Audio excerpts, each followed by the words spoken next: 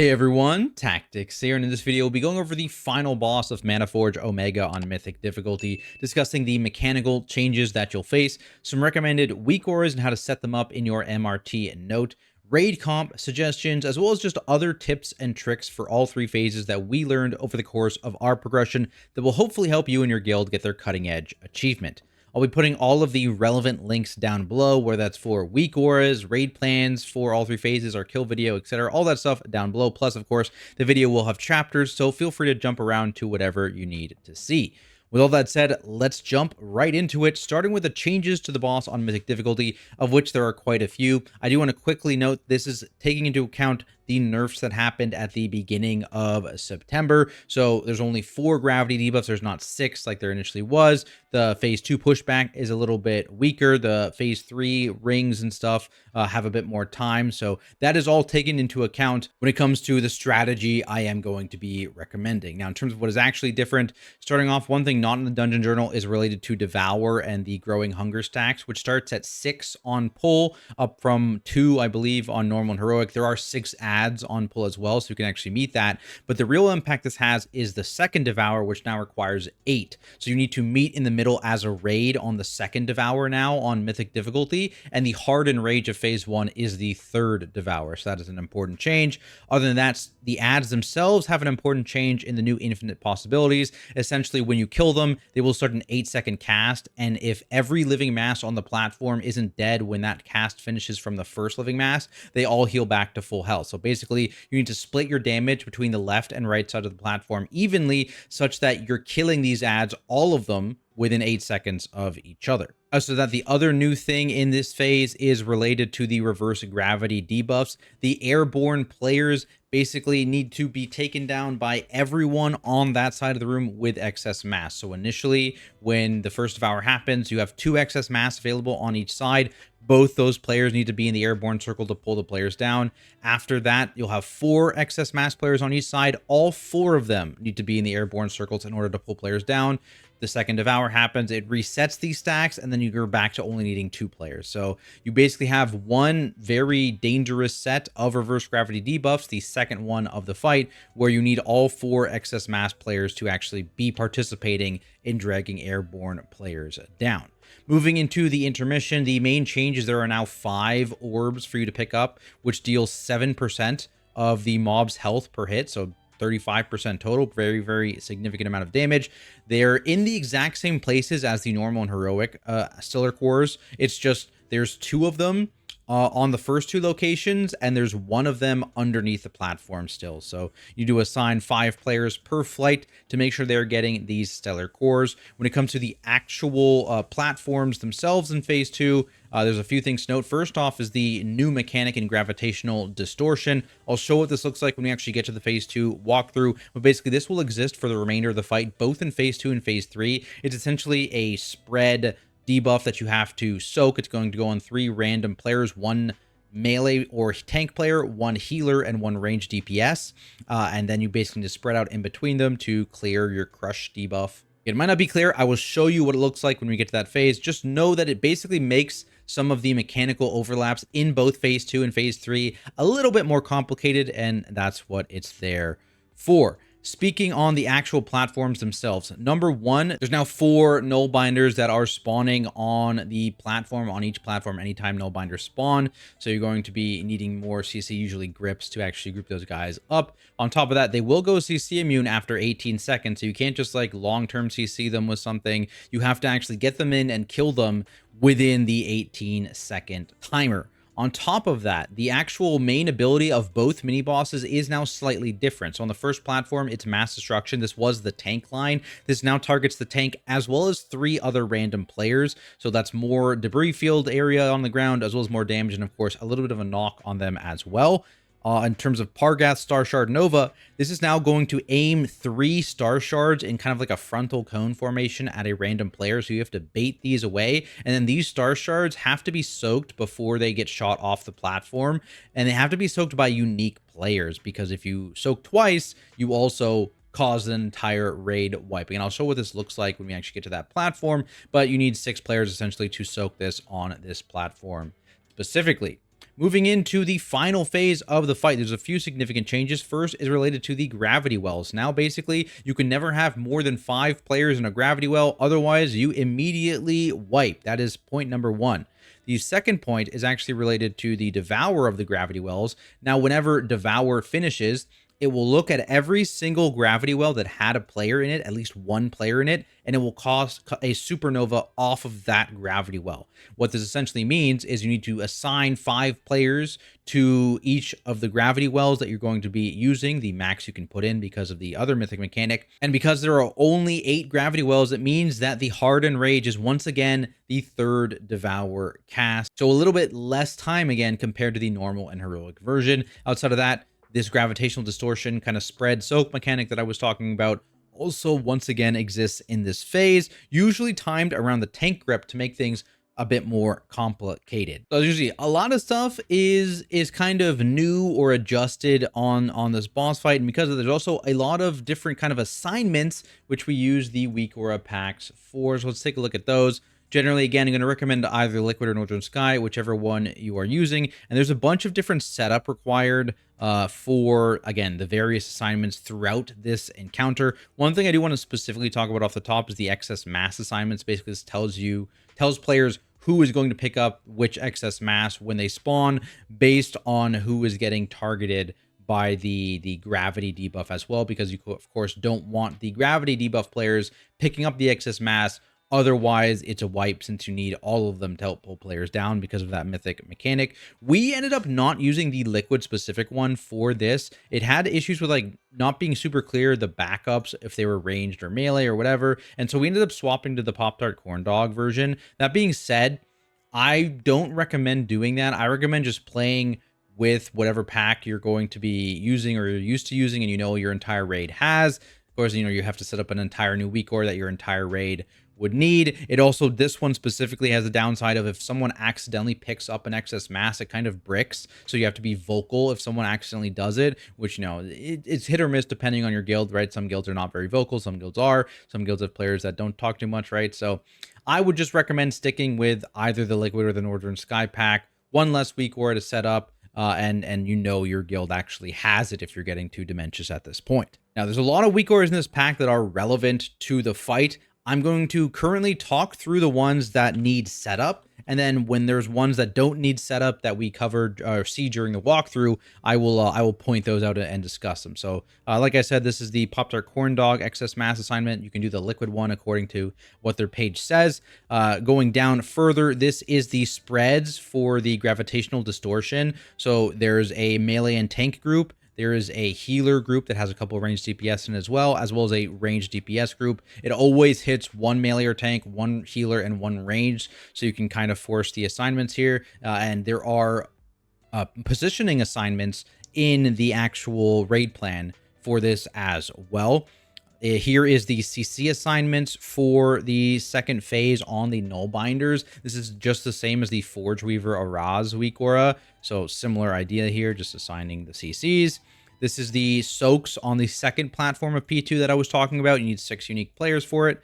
So there it is. And this is the assigning groups for Devour in phase 3. You can only have 5 people per soak, and that is what this is doing. It just pops up a little like number that's to show which group you're in, so that it's very easy to see like where if you're with the right people essentially, or you're next to the wrong gravity well, which is very, very useful to know.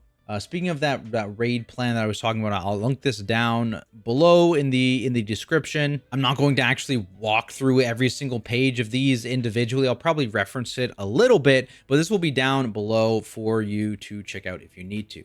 Now, let's talk a little bit about the raid composition before we get into the boss fight itself. As the fight currently stands, again, post the nerfs at the beginning of September, pre anything past the release of this video, there are a couple things that are pretty needed, I would say. First is Warlocks.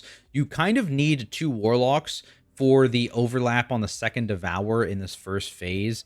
Basically, you need to kind of Warlock gate to the middle immediately after getting some soaks.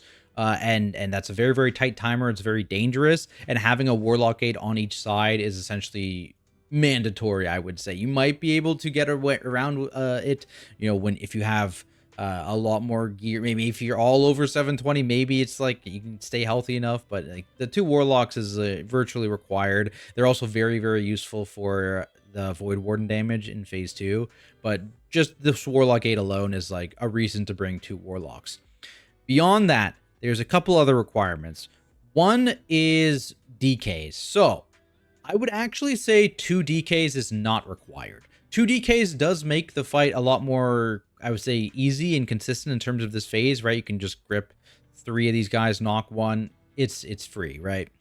That being said, if you can't field 2 DKs, you can actually get around this. You grip the 2 far ones, you use your normal knock like a Typhoon or an Evoker knock on this close one, and you can use a Mage Blast Wave if they pre-position over here, the big Blast Wave, not the little one, or you can use High Explosive Trap from a Hunter, and it actually knocks this mob like exactly onto this if it's positioned correctly. So technically, you do not need a second DK. That being said, I would generally recommend a second DK. The other thing that is valuable on this fight for basically all 3 phases is 2 evokers for time spirals. The time spirals are really useful for the tank smashes and the knockbacks because there's 4 of them that happen over the course of this first phase in pretty quick succession. Not all classes are able to avoid it without the time spirals.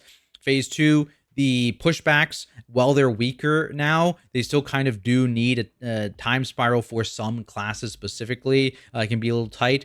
And 1 time spiral is not enough to cover both platforms, so having 2 is very good for that. And then on the actual last phase, of course, when you're rotating through, there's just heavy movement all over the place, right? When you're actually getting into these soaks and running away from the supernovas, when you're doing your rotation to deal with the actual rings coming out, right? Time spirals, very, very valuable just in general in this phase. So having 2 evokers is pretty solid. What I would say is 2 warlocks is probably the most important, 2 evokers is probably the second most important, and then 2 DKs is like the third most important, where you can get away with 1 DK, assuming you have a hunter or a mage in your group, which I would assume all groups would have at this point. So just some things to keep in mind. Outside of that, I don't think it really matters what you're running. Any tank combo, any healer combo can deal with this fight entirely fine. All right, now that we've yapped excessively, let's talk about the actual phases of this boss fight. Of course, starting with phase 1. As I mentioned, there is a pretty even split here of our damage, of our healing throughput, all that stuff on the left and the right, because we need to make sure we are killing those living mass mobs within 8 seconds, the right and the left. So that is very, very important. So make sure you spread out your damage accordingly. The other thing to note is that we did do assigned puddle spots.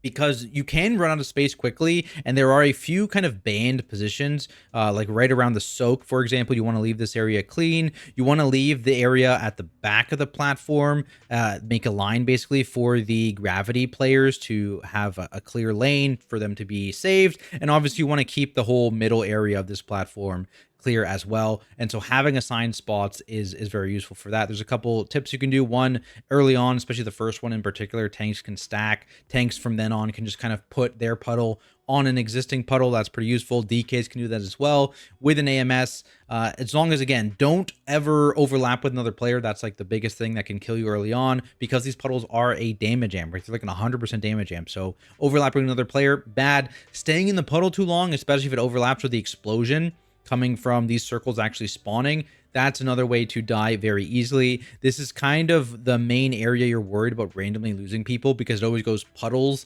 into this thing exploding with the living mass also being up and hitting people with a random target damage. And so that's generally where you want to put things like the rallies or other kind of group defensives like Mage Barrier, Zephyr, that kind of thing, because that's kind of the wombo combo that you're scared of in this phase specifically. The other thing important to note about this phase is that the damage check on it is almost entirely gone. It's like it's non-existent. I would not recommend lusting on pull. I would recommend always lusting for progression. So if you have some people dead on like the 3rd ad spawn, lust that to make it easier to meet that DPS check. If you're having struggling with healing during like the 2nd devour, lust that for healing. Mainly the goal here is to be lusting to see further in, and lusting on pull doesn't really help you with that, because the main thing is if you're pushing this phase actually too early without cooldowns for the first platform, you're not going to meet that DPS check, and you essentially want to move Lust as quickly as possible to phase 2 in order to see further progression. Again, lusting on those platforms in order to get enough damage to see the next one or to see phase 3. That's like the really value progression bloodlusts. And so early on, lusting on phase 1 I think is a bit troll, so I would caution against that. In terms of the timing you're trying to meet, we wanted to push around 245 is when the goal was, so that you would have 3 minutes, as well as the third press of 1.5 cooldowns the instant you landed onto the first platform to help carry that kind of damage. And for us, we were holding like 20 seconds, not optimizing damage either. So like, for example, our hunter was not hunters marking this boss. We were not potting this boss platform at all. We were just saying this was a 9-minute one pot fight, essentially, using our pots either on second platform or on the burn in phase 3 instead of potting on pull, because it's just like a 20-second hold in this week that we killed the boss, and it might get, you know, worse and worse as the gear levels continue to go up and you get more stacks to the buff. So just keep that in mind. Your push time goal is around 245. Now, getting into the actual fight itself here, like I said, on pull, we are cleaving all 6 of these masses. There's 3 on the right, 3 on the left. These have hard assigned players to take them. 3 people assigned to each side to pick up these masses and meet in the middle, because the boss has 6 stacks. In terms of the tank positioning here, you can be in the middle, like my co-tank is. You could be over here, off to the side, over here, off to the side. Doesn't really matter. Just don't be on the rest of the group, of course. You don't want to splash those melees. And then we're going into that first devour. Just watch this puddle. Sometimes it's kind of shifted awkwardly to one side. And then we get into the actual first knockback here, which I believe is where one of our time spirals is pushed. Yeah, I think, yeah, time spirals are on like 1-3 or something like that, if I remember correctly. But something I want to note right now in terms of our tank strategy. So for us, we opted to basically have me take the first 3 smashes with defensives and then have the Brewmaster just tank the boss 24/7 outside of that, basically. And what that allows me to do is essentially participate in one side, both in terms of damage, but also importantly in terms of using the excess mass and pulling players down and that kind of stuff. And so it essentially gives us one extra player to play with, because we have a tank comp that's capable of doing that. Brewmaster obviously kind of gains a benefit from tanking the boss here, and he's never going to have the physical damage amp until the very end of the phase, and then I will taunt back anyways. I think blood DKs are probably another good option to do this. Obviously, if you don't want to do this, you don't have to. I mean, you can do either tank strategy, and if you just want to alternate who's taking the smashes and taking the boss, totally fine. But for us, it made sense because I was actually just helping out with the mechanics on the one side, and it was a little bit tighter to heal because we only had like one dragon healer who was really, really good on this encounter, as an example. So I went to the weaker side in terms of the damage and healing, just to help even it out a bit and make it a little bit safer in general. Things like people were taking less damage from the soaks, less damage from the ads because I was an available target, that kind of thing. Made it a bit more lenient on that side. So I thought it was pretty good. And now we get into the first puddles here. Again, people going to their assigned spots, pre-spread, WeakAuras, very good. Tanks are going to stack up here. And then I'm going to go to the right side and help. And this is where we get to the first Gigabrain WeakAuras. So every single living mass on the platform, all 4 of them, it's going to have a number beneath them, and it's either going to be red or green. This is how far away from the average health this living mass is. So this one is negative 16.5. It is lower, 16.5% lower than the average living mass. This one's 15.8 green. Basically, short here, hit green, don't hit red. In actual practice, hitting red is kind of fine if it's sub 15. If it's like this number is like closer to like 10, it's totally fine. You might want to stop a little bit once it gets above 15. You really need to hard hit anything that is above 15 green, and you can kind of use this to as like a damage stop. It's like, oh, this one's like negative 30. We need to hard stop damage on that. Just don't hit it, so the other side can catch up, as an example. So this is very, very useful. Green good, red bad. Essentially hit the green one, as I go over here and do. And then we get into the first set of soaks here. So it is important. You see a lot of people basically pre-positioning and stepping immediately into this circle as quickly as possible. And that is very, very important for progression, because basically as soon as anyone gets assigned to do the excess mass, like you see I got assigned here, or you get gravity, they need to immediately leave this circle to actually get into position to deal with these mechanics. And you want to be ahead of the soak a little bit because you are losing some people contributing to the soak. So the faster you get into this, the easier it's going to be to actually drain the whole soak before it actually explodes, which is important. Moving on here. This is one thing I want to note. Probably one of the bigger wipe conditions outside of just randomly having people bleed out early on in phase 1 is having someone assigned with gravity kind of tunnel and run through and accidentally pick up one of these excess mass on the way to their spot. So this used to be kind of a more tight timer when there was 3 of these and you needed to get into position. You had to make a triangle, had to overlap properly, whatever. Now that there's only 2, honestly, your positioning for these is almost entirely irrelevant. As long as you have the back person kind of towards the back and the front person somewhere in front of them, these circles don't need to be overlapping. They don't even need to be in the same line. They don't, as long as you're towards the back half of the platform, you can save both these people totally fine. And so we actually stopped putting a marker down to anchor off of because it was kind of trolls. Since these living masks, they have static positions that varies on each spawn. And no matter what, some of the spawns would be in the path of these gravity debuff players. And so we just said, okay, we're not putting a marker. Just go to where there isn't any excess mass on the ground and, you know, kind of position around that. It's don't tunnel this positioning here. It is not that important. I think we're going to overlap here because, you know, we're used to it at this point, but like, this person could be off over here. This person could be over here. Totally fine, by the way. As long as you're kind of have a path without a puddle in front of you, that's all that you really care about. Just make sure you are not picking up an excess mass by accident. That is the big thing. The other important thing here, which you may have missed, is that you want to assign a speed to every single one of these, kind of going down probably around now is when you'd want it, just a little bit after this, either a roar from a druid or a totem from a shaman, just to make sure that there's speed active on the gravity people and the actual the excess mass people running out here to actually get those, because it can be a little bit tight without move speed. I think we did it there actually without move speed, but I think we usually have a move speed assigned to that. So that is something that can be very, very useful to have. And now we're just, again, going back to the middle here, the tank knockback. We're moving in. We're swapping. I actually move slow there, by the way. Make sure you're moving a little bit faster than that if you're doing the strategy. I take the second smash. And the other tank taunts. I take the melees. Again, the reason why the strategy works is this smash is a physical damage amp in phase 1 and a cosmic damage amp in phase 3. If this was a cosmic damage amp in phase 1, we couldn't do this. But because it's a physical damage amp and I'm not taking any autos outside of the one swing before my hit, it's not really a big deal. After that, this fight is very scripted. This phase in general, I mean, this fight in general, but this phase specifically as well, very, very scripted. It's kind of just a repeat. You get puddles. The ad spawn, right? They're shooting people. You're going to get the soak spawn as well. And just making sure you have damage available on both masses on both sides to kill them kind of evenly. See there, boom. This explosion is kind of, again, what's going to kill people. So having CDs on that is important. People who have to go get the excess mass should go. And this is the set I was talking about where you need all 4 excess mass on each side to pull people down. This is the really tight overlap. Watch people's health here. As the Devour is about to start now. This is why you need a Warlock gate. We're going to pull the last person down and immediately gate and drop a Spirit Link here to keep everyone alive in the middle of the room. This Spirit Link is insanely clutch. I'm not going to say Resto Shaman is required, but it is so insanely good on this specific overlap of the fight. Obviously, you can do it without it, but if you have Resto Shaman, it's pretty clutch for sure. Now, this Devour is going to reset all the excess mass, of course, and so we're going to actually essentially have a reset on everything. You're going to get 2 excess mass, only 2 people to do the first set of ads, and then we're essentially going to phase before we have to pull down the set of gravity players after that. So there isn't going to be a second set of gravities where you have 4 players to pull down. There's just this next one coming up where you have 2. One note, immediately after this Devour ends, the active tank does need to step forward and everyone does need to kind of fan out quickly because he is meleeing here before the actual tank knock goes out. So you want to make sure that people are not getting cleaved by that.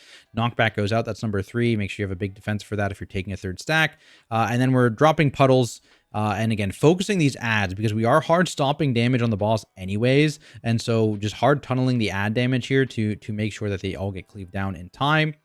Boom. Getting into the soak as quickly as possible. And again, we're going to run out as soon as you get assigned. You run out and you just kind of go to where the open space is. We're gonna bring them back down. And at this point, we're like hard stop DPS. We're just holding. There's nothing much to talk about at this point. Again, we're holding until around 245. So we're actually holding for like 25 seconds. Jumping around doing nothing. The goal to push is basically just after these soaks, the soak cast, you're going to take one more big hit. And then you're going into the second phase where, like I said, there is 5 orbs now. We had 5 players assigned. That being said, specifically, we were overkilling the first platform. So we actually, on this day of progression, skipped one of the orbs. So if you are having issues where you are overkilling the first platform just by using the normal CDs, you can do that as well. It actually worked out almost perfectly for us to skip one orb on this platform, and that was fine. We still had to get them all for the last platform, but this one we were able to skip one because we commit more damage to it, because like your 3 minutes are going on this platform, and your 2 minutes I think as well are going on this platform as well. So you have a lot more damage on the first platform. You are killing the boss a little bit earlier on this platform, but you have kind of way more. So just keep that in mind. If you need to reduce your damage on these platforms, you can minus an orb if you're comfortable. In terms of which orb you would minus, it's the ones I'm about to go. So there's basically 2 orbs that are kind of hard, which are the ones right down here, south of us. There's 2 orbs around the rock straight in front of us that are not too bad. I can point it out better later. And the one other platform is free, so you can kind of assign accordingly. This one is pretty tight, these 2, which I'm going for. We ended up canceling the person doing this one. They're not doing it anymore. It was just me getting this one down here. And I'm going up. You can see maybe... yeah, there's the other one over here. So we have 2 people going around this rock and getting one. So they go after that one I got, and they just go down there. It's pretty straightforward to get. You can always practice, by the way, in story mode. You can queue for story mode outside and practice these routes, which is pretty useful for someone assigned to an orb. And then we're on the actual first platform, starting in this corner. Again, you can look at the raid plan for the exact positioning. We're going to knock one, and we're going to grip 3. This one in particular would not necessarily need a grip. Again, this would be the one that you could mage blast wave or high explosive trap in if you need to. And the goal here is to, 1, make sure that we are killing the Void Warden we want to kill ASAP, which is always the inner Void Warden. And then we're also getting all of the null binders grouped up here and doing a CC rotation on them. Like I said, usually 2 CCs is all you need. We had 2 CCs to each, and then we had mages floating. And if you ever called for a backup, the mage was available to call for a backup and hit them with their gravity laps. But I think we had, like, between Chaos Nova, between Leg Sweep, Cap Totem, and Shockwave, that covered like all the CCs you realistically need for both platforms. Now, let's just quickly talk about the damage cooldowns here, because they're very, very important in terms of timings. As you saw, we were holding at the end of phase 1. We're going to be holding a bit on this platform. Like I mentioned, we just didn't take an orb, so we would have to hold less. But basically, you want to time it such that you can hit minute and a halves as soon as you land here, and then you can fly to the next platforms and immediately hit minute and a halves again, and then you can phase and ideally have minute and a halves come up when you're fighting dimensions in the burn. Similarly, 3 minutes, you want to be able to land, hit your 3 minutes, and then go do the next phase without 3 minutes, and then also have 3 minutes for the burn. Similarly, 2 minutes, you want to be able to use 2 minutes, I think, on the second half of this platform. Not yet, on the second half of the platform to carry the ending damage. And then you want to be able to have 2 minutes on that burn again. So the timing here and holding DPS is unfortunately a bit important in this phase, with our goal here to kill our Toshin after the second fragment is cast and triggered and beginning, because if it starts, it will finish, and that's what we want to do. We want to buy enough time to have the second fragment cast to actually go through. Speaking of fragments, in terms of how this works, the fragment will always be thrown on a random player, and so that is why it is very important the entire raid stays in this quadrant. It will bait the fragment to be on this half of the room, and then we can run across and know that this is a safe point, and we are calling basically as soon as the fragment begins casting to run. Lines. This is the mythic mechanic. Like I said, it goes on the tank and then 3 random players. Make sure if you are positioning close to the edge that you have an ability, or the capabilities rather, to cancel the knockback. You do not want to get knocked off the edge. It is not ideal. You also want to make sure that if you are a less mobile class, like our priest would basically bully people to be in this position, because they have a hard time with these slow fields. You can also assign things like rescues. I think that ended up getting assigned as well, to make sure that things like priest, things like paladin are able to kind of get through this area cleanly in a quick manner, because immediately following this fragment coming out is the mythic mechanic that I talked about, the gravitational distortion. I'm going to show the raid plan here just a little bit to actually see what that looks like on this platform. So basically, Actually, do I have it? I think it's on this one actually. Yeah. So this is what it looks like, our gravitational distortion. So we had assignments here for two different formations. One, it's a straight line, and one, it's a triangle. And you'd use these all throughout, again, phase 2 and phase 3, either the line formation or the triangle formation, depending on the pattern. So starting off in phase 2, you do a line off the top, and then you follow that up with a triangle. Actually, though, they're right here the whole time. There we go. And then you do a triangle as the second one over in this corner. And then similarly on the second platform, you start out with a triangle one in this corner, and then it ends up as a line on the end. And you want to be spread in these positions because basically you cannot overlap with anyone else in your circle. Otherwise, they get the crush debuff, and that is basically death unless you're tanks. The tanks just kind of stack up and chill. You can stack up on the person who is actually targeted by the bigger circle, and that's why we have people positioned in the middle. These people are not necessarily the target, but they stand on top of the target because they don't have a small circle. In terms of who gets targeted, as I mentioned earlier, it is always one healer, one ranged, and one melee or tank. Tanks can get targeted by this, so keep that in mind. And so because of that, when you get targeted, you just go to your assigned spot generally. So I think the only people that don't do that, keep in mind, are the mages. They need to be aware that if they get assigned, they have to go to the range positioning instead. But that is the only difference here is mages specifically, because they're in the healer soak, they need to be able to adjust. But that's fine because they're mages. The biggest thing is making sure that people targeted by these circles get into position and then plant. That is important. If they move at the last second and one of the people inside shifts out, that person is like 99% dead unless they had a massive defensive running or they're a tank, right? That is the only way they'll survive the explosion, not in the actual soak circle. So keep that in mind. It's very important to get into position quickly and then plant, especially if you are the actual soaker. This is a way to wipe a lot. If you mess up your positioning in these soaks, like we had a day where our main wipe condition was just one of our soaks, people were not going to the right position in the soak, and they were cleaving each other. It was causing a lot of individual deaths. So very, very important. Have these spots and kind of go to the same spot and be consistent every single time. Going back to the actual VOD to see it in action, lines are going out. We're running as soon as this fragment begins. We're waiting, killing that last nullbinder. Boom, the fragment begins. We're running. We're getting into our assigned spots here. Tanks are stacking. It's a line formation, melee, healer, and then ranged. It's detonating, and you can see we're killing the next Void Warden here. Another spot where Destrolocks are really good. They basically, I think they Havoc our Toshin, and they hit this guy, or maybe it's the other way around. Either way, the two Destro Warlocks hard carry the far Void Warden damage on both platforms, so something to keep in mind there. One more set of knocks. Actually, this is an important one to mention because the original strategy for this was to point these 4 lines off this edge here. And then these players had to quickly use movement to get across here to fight the very powerful pushback.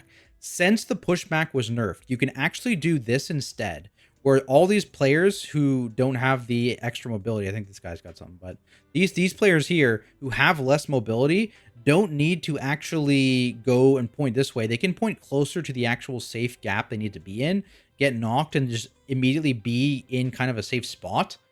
And that just makes it infinitely safer, and you don't have to worry about getting wombo comboed or immediately pushed back into like these Void Wardens or anything like that. Nothing to cancel the pushback, that kind of thing. It just makes it a bit safer, in my opinion. And so this is a neat little thing that you can do now that the pushback has been nerfed specifically, and that's why you didn't see it previously, because you needed this space when the pushback was as intense as it was pre-nerf. So now that you don't need it, you can do this. But again, Time Spiral is still very useful. Dragging the boss onto the next set here, and we're going to cleave this Void Warden. This is usually, again, where you want, I think, 2 minutes running to make sure you're killing this Void Warden in time. That is what they're carrying the damage, again, gripping all the nullbinders and CCing them. And then we're gating as soon as the thing appears, as soon as the next rock appears. And you need to make sure you do not kill our Toshin until the rock appears. Sometimes it does mean you beat these and you don't get them at all. As long as the rock is being thrown, you're fine. You still need to hide in this corner. Even if you don't get these circles and the rock is being thrown, because it will continue to throw. And then once our Toshin is dead and the rock has been thrown, you are good. That is the timing that you want. And we're flying the next platform. The rocks, or the stars, are easier to get on this one. There's the bottom ones, which I'm going to fly through, which are located like right by this rock down here. These are pretty easy to get. You're going to see I'm just going to dip down, grab one, and move up. Again, assign one person to each. The other two are around this rock. Again, not super hard to get. You grab this one, you go around the rock, and you meet up back over there. And then again, there's one under the platform, so it's the 5. And again, the minute you land, you want to pump 1.5s, and you want to make sure that you have enough damage to kill this guy while still holding damage for the burn. Initially in progression, send the whole bag. We sent Bloodlust on this guy early on in progression constantly. Everyone sending pots, because damage in the burn on DIMENSIUS is entirely irrelevant until you are actually at the point where you can kill the boss. Until that point, you don't care how much damage you need to commit on Pargoth to see phase 3. You want to commit the bag. So early in progression, pop every single cooldown you have on this platform. That includes 3 minutes again, by the way. If you get to 6 minutes, you send them again. Any cooldowns you have available, you send them again on this platform. And then eventually, this will be carried by, for us anyways, the mages and the warlocks. These 4 people were popping their seeds on this platform. Again, the mages on as soon as landing, they pop theirs. The warlocks pop their infernals when they got them.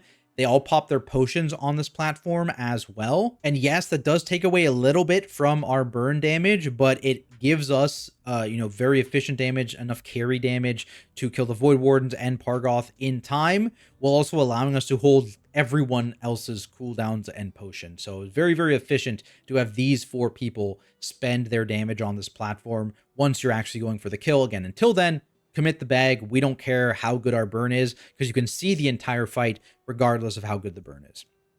Now, important here, baiting, because these Star Shard orbs from the Nova shoot out at a random player, and if you bait them somewhere where you cannot soak them, it is a wipe because they all must be soaked. So we have a marker down. It's just to the left of the ad spawn, essentially, is where you want to be baiting them in a line. And notice how this one did reset. The bait orbs WeakAuras is kind of going off a general timer, and it doesn't know what's happening until the mob actually starts casting, and that's when it resets to the actual timer. Essentially, it's just when the Nova begins, that's when it's locked into position. So at this point, when the Nova appears, you can move. That's when you're allowed to move. Otherwise, you have to be baiting on your mark. The people who are assigned are assigned. We're soaking this. Again, we're killing the nullbinders. We're actually making sure that we stun the extra one that was a little bit out. And then we're moving to our triangle formation on the edge of the platform here, getting into our positions. And then we're killing the next Void Warden, again, carried by our Warlock Infernal here. Very, very nice. Getting into position for the pushback. And then we're going to have one more Nova here, where, again, we're baiting to the left of the marker, or to the left of the ad, sorry, on this marker. Having everyone bait. It's much earlier. It's almost insta, so you need to get into position very, very quickly there. Grouping up these null binders, having our soaks get caught by 3 new players, and then killing this guy and immediately gating. And important here on this mob, you want to kill him after the pushback has started. So you need to actually make sure, in some cases, you are waiting until that happens. Waiting. Like we are holding here, holding. As soon as the pushback starts, we kill. This buys us all the time we need. We were actually almost a little too early there, so be careful. You can kill him a little later, because at this point, the kill floor has disappeared. The only thing you're worried about here is not getting knocked off the platform necessarily. It's getting ticked down. So it is beneficial to fight this pushback for as long as possible so that you can be healed. But you don't actually need to stay on the platform if you're like really healthy, whatever. Like you can fall off. You will not die at this point if the mini boss is dead. So keep that in mind. Also keep in mind, there's one more tick than you expect. There's one more tick that you don't expect it, right? So keep in mind, beyond what you expect, if you are very, very low health and that last tick goes off and kills you, that's a big feels bad. So you don't want to, you want to make sure that if you really need to, health pot or healthstone that, but ideally you are able to stay on the platform for as long as possible there and get all the healing that you need. But so you don't need to commit those, because you would really, really prefer to health pot or healthstone in this phase and not in phase 2 at all, which means that you can commit it again in phase 1, seeing as it's you get into this phase around like 6.5 7 minutes when it actually begins. So plenty of time to use that health pot in phase 1 and have it back for this phase specifically. Now we are in phase 3, so burn off the top. Like I said, when you're initially getting here and doing progression, you probably won't have bloodlust. You probably won't have most potions or most cooldowns.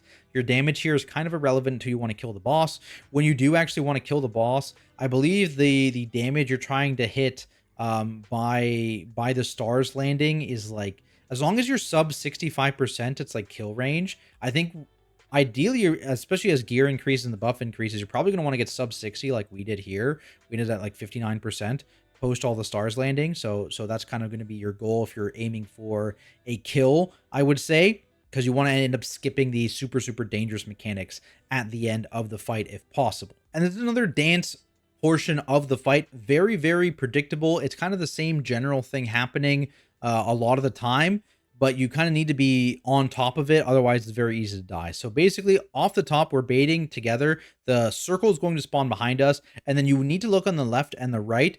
It can only be left or right as your first ring. Generally, you can't throughout this entire fight if you're all grouped up as the non-active tank, essentially. And so you look, is it left or right? And you run at the one that got picked. So for us, it's this right one. We have someone call right. We want to get right up next to this, get ticked instantly, and then rotate right more again, continuously. If this was left, you would go left, get hit instantly, and then continue rotating left. So keep that in mind. With your goal here, to get hit by this wave once your debuff has run out. Neat little weak aura here showing on your frame when it is expiring. And then from here, after you take the second one, you stop and you back up slightly. So that is how you handle every single ring set, whether it's right or left. That is the movement you do.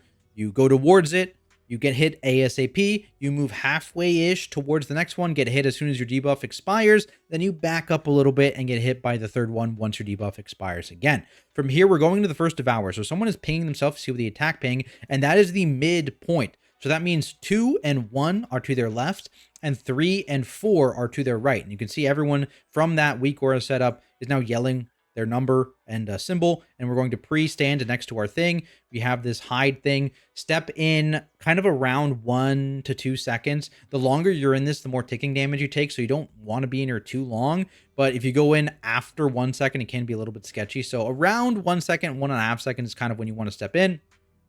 And then we're rotating out. Important here in terms of the rotation, which I can't really see super well since I leap out. But basically how this works is 1, 2, and 3 all rotate left around the room. 4 rotates right. Because of that, there's a few things. 4 is essentially going to be made up, and I think actually I probably have a makeup here of the groups. Yeah, here it is. So 4 is made up of the tanks, the mages, because they do weird alter time stuff to dodge rings, and then usually your demon hunter, just a pretty mobile DPS. You could put like a fury warrior in here, for example, just someone who's like fairly mobile and able to kind of get around quickly. In 4, 3 is going to be healers. Hopefully you're more mobile healers, by the way. So like a steed, pretty mobile for this fight. The dragon, obviously very mobile. And then there's generally other ranged DPS players you have that are not warlocks, because the warlocks get to go number 1, which is where the immobile players essentially go. You got warlocks and our DKs here. And then kind of the other healers are in 2, so that again, the healers are positioned in 2 and 3, so they can heal everyone. And then just the rest of the melee kind of distributed in 1 and 2 as well. And this gives you a good spread because 1 basically has the shortest distance to run, because essentially, like if you're going here, right, 4 is going around to the right to meet up over here. 1, 2, and 3 are all running this way, so 3 needs to be the most mobile players you have. 1 is the least mobile. And the reason we're doing this is because the active tank, who is going to be getting meleeed out of this, is going to rotate around to the left and end up over here for the first tank suck. And so that's kind of why 1, 2, and 3 have to go left and 4 has to go right, because you don't want to overlap with that tank specifically. So that's happening. We're leaping and we're getting into position for the first tank suck. And this is where you are going to get your gravitational distortion as well. You can see it goes out just before. Notice how we are ignoring it initially. So tank's getting into position here to pull. And again, we have pictures of this in the raid plan.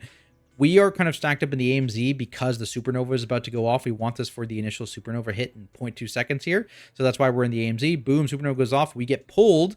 And how we handle this pull is kind of interesting. So this one is unique. You aren't handling any other set of gravitational distortion or pull in like this. Ranged is going to fight the pull in and end up on the left side.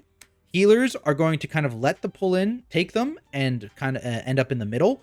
Melee are going to run with the pull in. And so we're going to end up on the right. So boom, and we end up spread out like this. So that is the goal of this formation. And that is how we spread it out without being spread out initially. We're all stacked in the AMZ. So that is important. This one can kind of catch people off guard. You really want to make sure you are not getting pulled through the boss, which is why we are backed up a little bit and the tank backs up to where he is. And it's just important that you do quickly as the soak people fan out so we're not on top of each other, and then you plant, because you only have a couple seconds after the tank soak to actually get to your spot. And you don't want to, again, rug pull anyone or stack on top of people, that kind of thing. So getting into position there quickly is important. Doing that with the range running, the healers letting it happen, and the melee running with it helps you separate very, very quickly. In terms of the tank stuff, usually you will be taking one singular auto after you get hit with the tank debuff. So keep that in mind. If you have like a really mobile comp, like sometimes he would taunt off of me and immediately roll away on some of these pulls. But as a warrior, I can't really do that. So he would tank one melee and then I would taunt once I'm safely away, because I still have my gravitational distortion. As a note, the inactive tank gets gravitational distortion, gets one of the circles. The active tank does not. So he does not, if he's the active tank when it goes out, he does not need to be involved in that cleansing. So he can immediately move out and pre-position to not melee the group. I need to be involved. I need to get my debuff cleared, and then I can move over and taunt the boss. Now it's the exact same thing, but with black holes. So the rings happen again. So they get a right ring. And this is actually a good example, because the right ring as a tank player is actually your worst nightmare. So basically, as a tank, you're almost always going to be taking like a 2-stack unless you have the ability to dodge a ring. Like Brewmasters can obviously drop a Transcend. DKs can AMS. You have the actual Paladins that can pop Bubble or Spell Warding to actually immune that. Warriors, Guardian Druids, and Vengeance Demon Hunters do not have a way to dodge or immune these rings. So if you get a right set of rings like I have now, you basically need enough defensive capabilities to survive a 3-stack hit if you get right ring. So what's going to happen is I need to pre-position for the next tank suck, because it's in 10 seconds. And where this tank suck is left of the raid. And so because they're now moving right around the room, to end up left of them, I need to get over here. If they had to move left around the room, I'm actually already left of them. So I don't actually need to move at all. I only take a 2-stack and that's it. I can cleanse my stack before this third one hits me. But because I need to run all the way around, I need to preemptively move here to the third ring, pop my defensives, and make sure I get a heal, like a healing pot or like an impending victory, whatever, between the second and third one popping. I think I got a tank cloak proc there, so that helped. But yeah, you want to make sure you stack your defensives. For me, it was Spell Reflect plus shield wall, plus I was ready to use impending victory if I didn't get that tank cloak proc. And now I'm going to immediately go into position for the tank pull, which is up here around the second star. The rest of the raid is playing around the 4th star. So again, I can show you an image of that. We had here it is.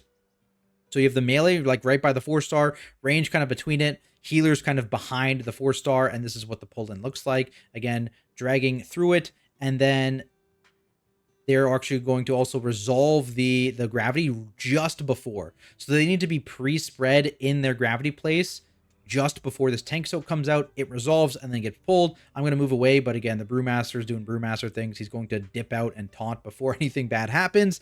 And then we're moving on. Exact same thing, by the way. Identical now. We're doing the exact same kind of movement. It's rings. We go left. This is the easy one, but it's a Brewmaster anyways. You can kind of dodge them. And we're doing the same pull-in formation. So that same tank needs to be left of us. Because it's left, you can see he just kind of chills left of us. It's kind of a vibe. We're positioning around the 4th star again after we've dodged this last ring, and he's positioning around the 2nd star. The main difference here is this set specifically, these gravities do not actually resolve until you are in motion being pulled. So you need to take your hands off the keyboard and once you're in position here, and let yourself get pulled in. So it is very, very important you're getting pulled to the correct spot. Getting pulled in here, actually, it was almost a little bad. We probably need to be a little bit, what is this? We probably need to be a little bit higher here. Again, you want to be closer to probably the 2nd star with this one. You can see it was very close to 6 people getting pulled into these stars. If 6 people get pulled in the star, it is like an insta wipe. So this one probably need to be a little bit higher here, and this soak probably need to be a little bit higher here as well. So keep that in mind. We got away with it, but it was very, very close to not getting away with it. So something to keep in mind there. And so you can see the resolution of this gravity. We get pulled, and then it now is when it's basically resolving. So if you are stacked with another player, which I assume is what happened to our mage, if you get pulled through the boss there, if you start trying to fight against it, you will not resolve in the circle, and you will get killed most likely if you're not like a tank player or in an immunity, that kind of thing. So very important. We did this kind of poorly, to be honest with you, but never punished. Never punished. It's fine. From here, we're going into our next Devour. So we still need to get out. Like I saw, I did have to wait to taunt again, let him get taken auto. Then I moved out. Devour's happening. It's very obvious now which ones are 1, 2, 3, and 4. And you treat this exactly like the previous Devour, where 1, 2, and 3 run left. The active tank runs left, and 4 runs right. They're going to meet up in an AMZ, I believe, over there. And now it's going into the next tank pull and gravity. So what's happening is there is a ping over here. The ping is indicating the middle soak, so the healer soak. This is where the healer soak is going to be. And so when these players see this, the range soak they know is going to the left of this. The melee soak they know is going to the right of this. So they're going to now split up into their soaks with the melee and the range, and they are in between two black holes with this. So what happens is the person with the soak needs to stand directly in between them and constantly move with the black holes. Everyone else in these need to get into a safe spot kind of near where they were supposed to be and continue to move with the black holes. You need to move with these black holes, otherwise they will just eat you, and that's bad. The other thing, these will resolve before the tank pull-in. So now the tank pull-in is happening. Notably, I am 2 stars past the melee group for this pull-in. And you need to basically move with these things to have your gravity resolve. As soon as the gravity resolves, now it's resolved, they need to turn against this line and run away. You can see the healers are directly through the boss, the ranger directly through the boss. Melee could technically get pulled like through here, kind of. It's not a big deal, but you need to directly run against this tank pull-in so you are not sucked into a black hole. And again, we were tank swap. And we're going back, and this is the ideally last set of rings of the fight. So this is the ring set where you would throw out the bag of defensive abilities. You're throwing out all your personals, any remaining raid cooldowns, any remaining health pots, health zones, anything you have, you use on this last set of rings, because your goal is to kill the boss before the next set of rings, generally, if you have a clean pull or more kills. So we call out where we're going, we're rotating left. Again, popping all our defensive we have. It gets very chaotic, as you can see. It's also hard to tell which ring is actually going first. I mean, I was a tank here, so I'm kind of away from the raid. Why it's important to have someone with the raid kind of calling it out. And so I think he called it out. It's over to the left, so we start moving to the left. But you have such a small place to play, so be very, very careful with your dodging as well. I think I get seconds. Oh no, I do drop my stack here, so be careful. Keep rotating away here from that second one. Try and take, or the third one rather. It's easier if you take the second hit as quickly as possible. So keep that in mind and keep trying to rotate away and run to the back of this to avoid that third stack. And I'm a tank. It didn't really matter. I had a defensive running for it to eat that second stack, which I do all the time.